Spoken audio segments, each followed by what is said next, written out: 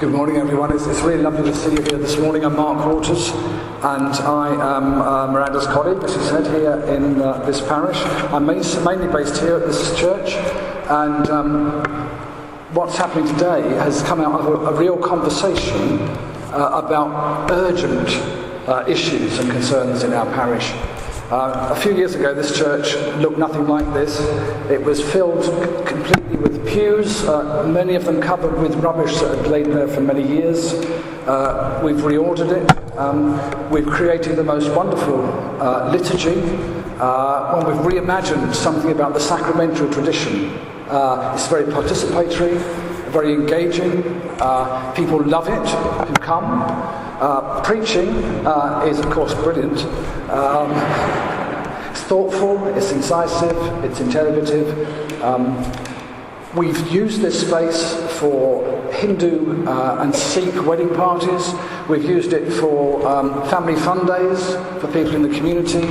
We run a play group. We do things for the food bank. We've got a craft club for people who are lonely.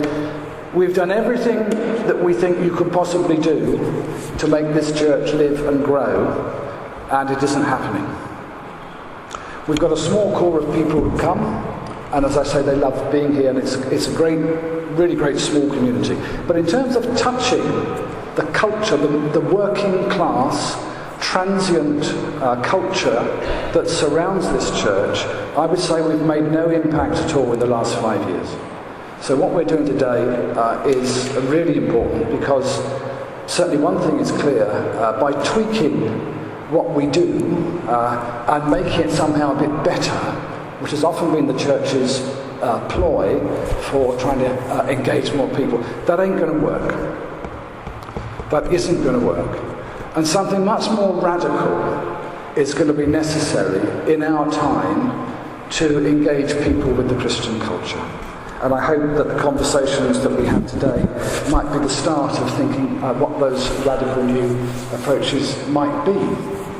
So my job really is to set the context, what we might call postmodern, post-Christian, post-secular, lots of names for it. Some of the things I'm going to say at the beginning will probably be very, very familiar to many of you, but we've got quite a diverse group of people here. For other people it may well be new. So if it's not new for you, just stay with it. I'm then going to focus down on about three things and explore about our context and unpack those a bit more fully, and then finish with the first question that we'd like you to think about, we'd like your responses from today. So the place that we find ourselves in as a church at the beginning of the 21st century is the result of a wide range of social, technological and cultural changes which have occurred in this country over the last couple of hundred or so years. They've been well documented, so I'm just going to briefly run through some of them so that we're all on the same page. Science and technology, one of the most obvious, one of the principal challenges to the Christian story. Darwin's theory of evolution in the mid-1800s, widely derided and vigorously opposed by the church, cut at the heart of something about how the church understood itself, with God in charge, and all that we read about in the book of Genesis about creation. Faraday's pioneering work to make electricity the base for almost every part of technology. Faraday's work contended that there was no matter or ether as physical substances. Instead, he contended there were force fields of magnetism and gravity. And where these force fields intersected, they created matter, light being no more than the vibration or motion of intersecting forces.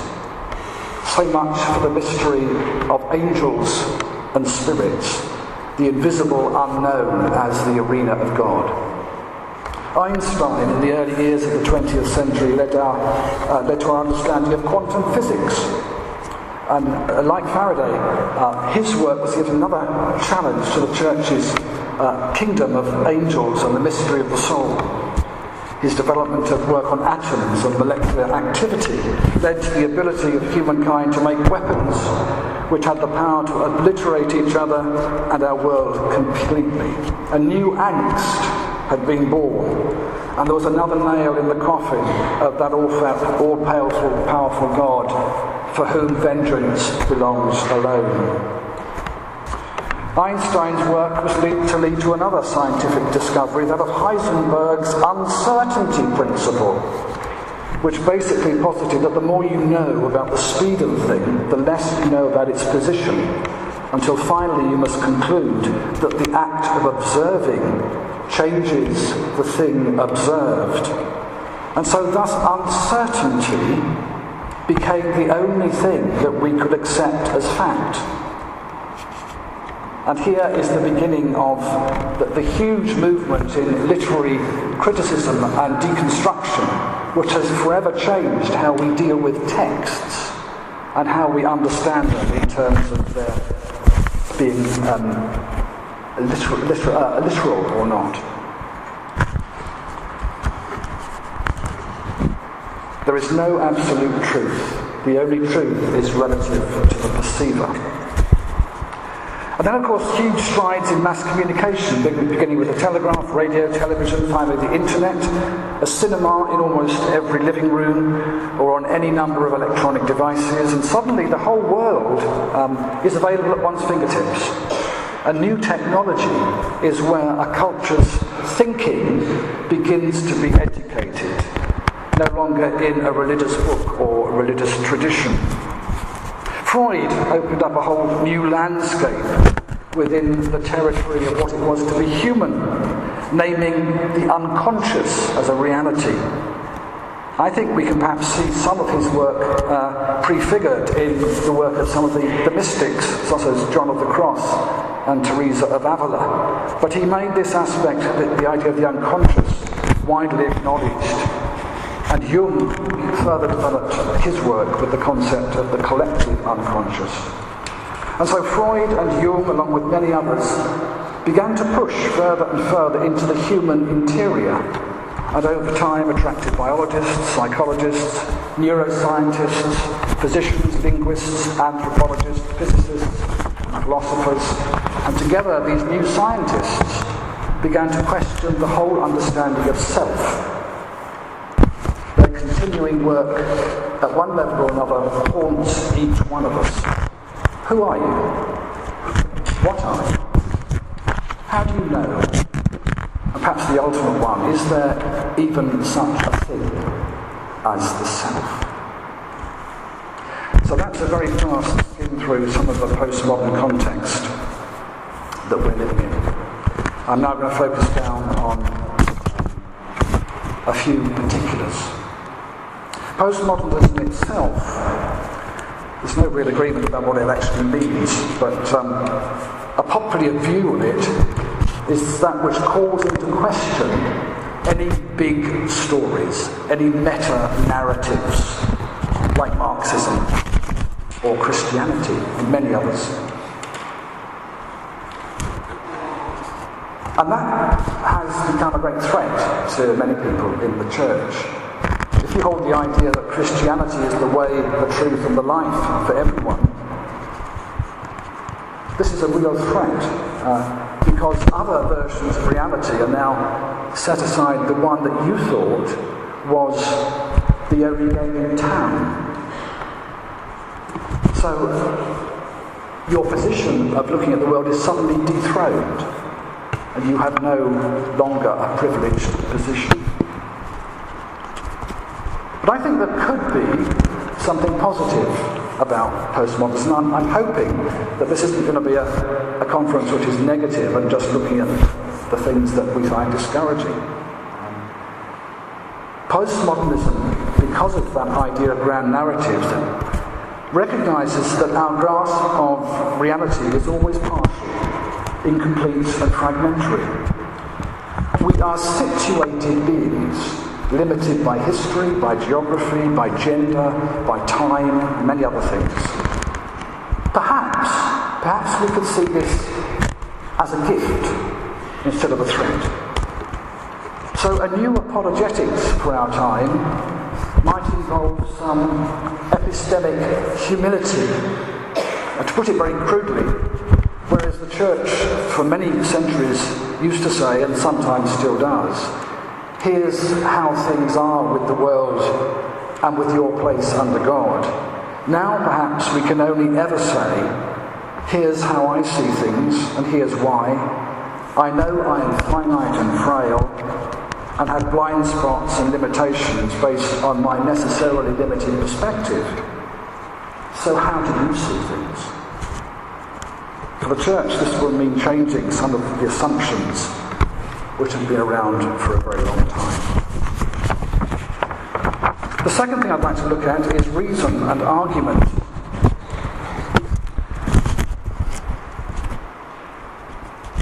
In the soundbite culture that post-modernity has helped to create, I think intelligent discourse about faith is failing.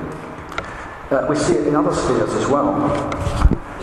Frighteningly, in the political sphere, where fake news, usually soundbite delivered, is corrupting our political landscape with potentially terrifying consequences. I think something similar has actually been going on in religion long before we ever heard of Twitter. Because for centuries the church too has used a soundbite culture in which the deepest mysteries of what it is to be human under God have been reduced to a few cliched words which come across to others as an insult. Only believe and you will be saved. Jesus is the answer, never mind what the question is. Jesus died for your sins, and countless others on both the Protestant and Catholic wings of the church,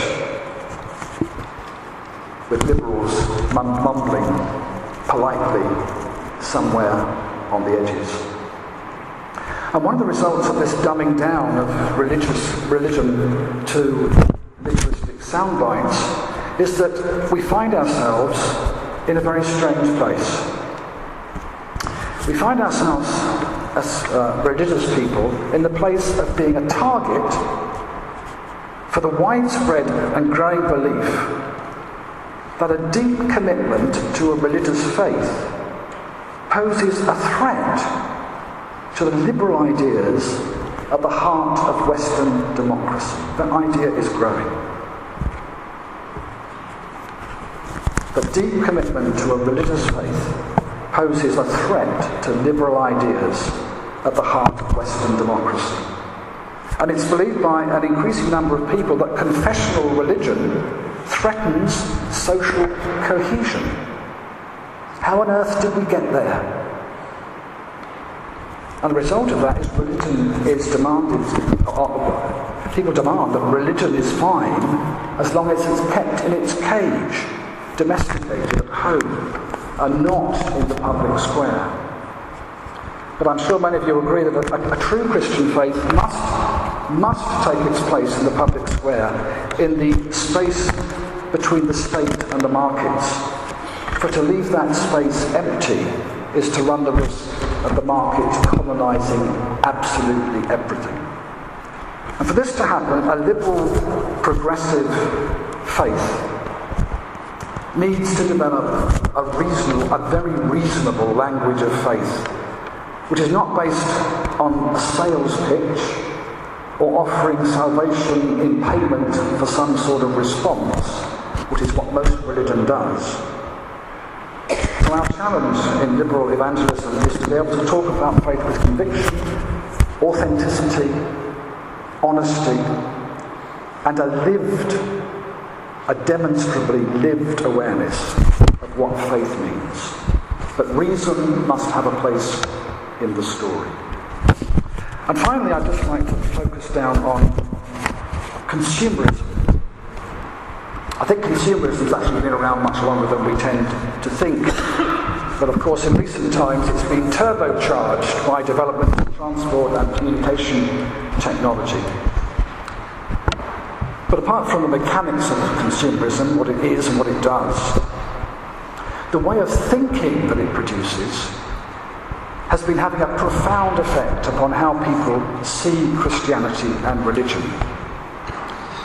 Because we're coming to see that consumerism commodifies everything, even beliefs. even religious beliefs, come to be seen as commodities to be marketed. And so they get abstracted from concrete practices. Vincent Miller, in Consuming Religion, says this, which I think gets to the heart of this dilemma. He says, there's been a shift from a world in which beliefs held believers to one in which believers hold beliefs. That's a really major shift in our culture. A change from a world in which beliefs held believers to one in which believers hold beliefs. And the result of that in a consumer society, or the danger of it, is that traditions, religious traditions, are pillaged for their symbolic content, which is then repackaged, recontextualized in ways that get rid of their communal, ethical, and political context. And the result of that is that every person is the author of his or own identity, without reference to anybody else. When that happens, we get to another very dangerous situation in which the freedom of the individual, which is now sovereign, the freedom of the individual, is then pitted against any organised way of living with others, including the church. This idea of spirituality without religion has become so common. The increasing pick and mix approach that people bring to religious practice, it's a huge change from traditional notions of church.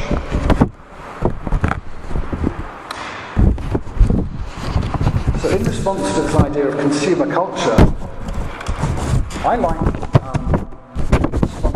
the response that Peter Rollins has made. You might know Peter Rollins. He's one of the figures in what's known as emerging church.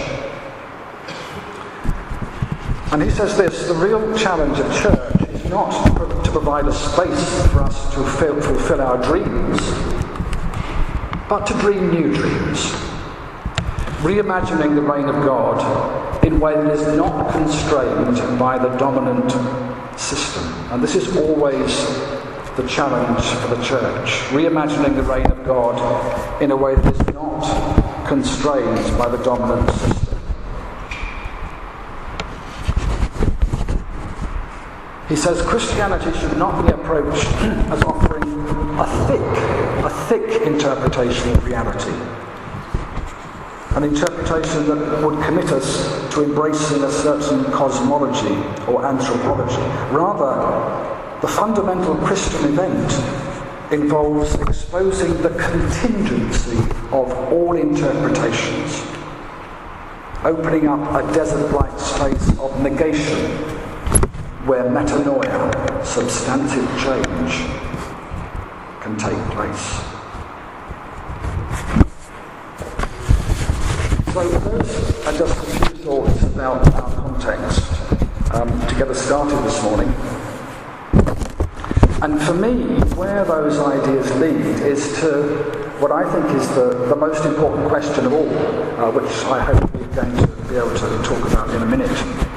And that question really is, in all of this context that I've talked about, for us as religious believers, where now is our authority for faith? Once the idea of sola scriptura, that everything is to be found in the Bible, has been reduced by literary criticism and other literary deconstruction. Once our religious traditions are now in a global culture set entirely alongside other traditions, where once they were the institution was the guiding principle for us. Where now is our authority? Where do we get it for our religious faith? Another way of putting it is, what do I allow to have a claim on me? I think it's a really important question. What do I allow to have a claim on me? And if I've answered that question about authority and a claim on me, is that something that I can reasonably expect others to accept and share in the world in which we live? Thanks very much.